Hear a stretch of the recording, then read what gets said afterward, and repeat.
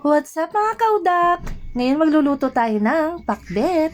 Ang ating gulay ay kalabasa, sitaw, at okra na hiniwa ko na. Meron din tayong talong dito na nahiwa na at gata. Gata sa lata po yung ginamit ko. Pwede po kayong bumili yung sa palengke, yung napiga na, yung ready na po. At ito nga, igigisa natin yung baboy sa sarili niyang mantika para mas masarap at lumabas yung lasa ng baboy. So dito, halo-halo lang hanggang sa lahat ay maging pantay.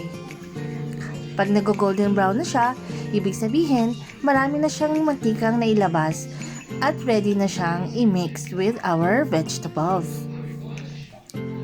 So ganyan, habaan lang ang pasensya sa paggisa at maglalagay ako ng 2 teaspoon ng rock salt. Kung iodized salt po yung gamit ninyo, tansyahin lang po ang paglagay para hindi po siya masyadong maalat.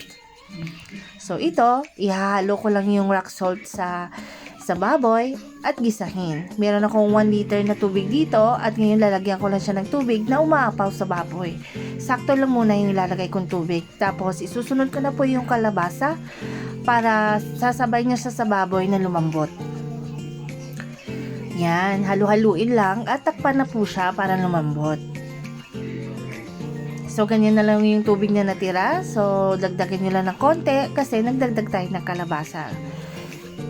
So, tatakpan. Pag kumulo na, ito na po yung itsura niya. At halu-haluin lang po sa ilalim. Gamitin niyo pong sandok sa paghahalo ng mabuti. So, yan, madikas pa yung ating kalabasa. Hindi pa siya ready. So, takpan uli at pag kumulo na siya ulit, haluin na naman siya dahil matagal lumambot yung kalabasa. Siya po talaga yung pinapakuluan natin kasama sa baboy. So, anong next na vegetables? Ito po yung talong natin. Susunod na natin yung talong. Susunod na rin yung mga green vegetables hanggang sa okra na ang isusunod natin dito. Inuuna natin lagi yung matigas na gulay. Yan, para fresh lagi yung ating gulay at hindi po lasog-lasog. So, dito naglagay ako ng pampalasa. Nasa inyo po kung anong pampalasang ilalagay po ninyo dito. Pwede kayong mag-add ng pepper or garlic powder. Nasa inyo po yun. Naglagay lang po ako dito ng chicken granules and asin. Yan, sasarap pa ito mamaya kasi lalagyan po natin ng gata. So, okra po yung pinakahuli nating nilagay kasi siya po yung madaling maluto. Ayan, halu-haluin lang. Ingat lang sa paghalo-halo para hindi ho malasog ang ating gulay. Tapos titikman mo lang kung okay na. This is the best part kung saan natin ilalagay na yung ating gata.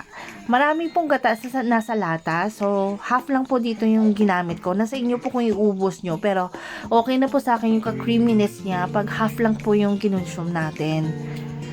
Pwede nating i-store sa freezer para sa next nating lulutuin at hindi siya masisira.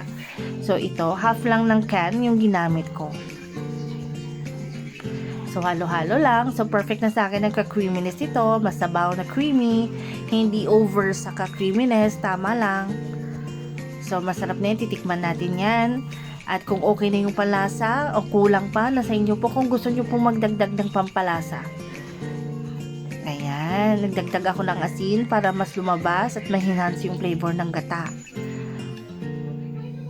Nagpapasarap din po yung mantika ng baboy na pinamantika natin kanina. So, sa ilalim po ako masyado naghahalo para hindi po malasog yung ating gulay. So, perfect na po. Ang bawat ingredients ay naluto ng maigi at ito nga at may natira pa sa ating gata at hindi ko na po inubos. Nasa inyo na po.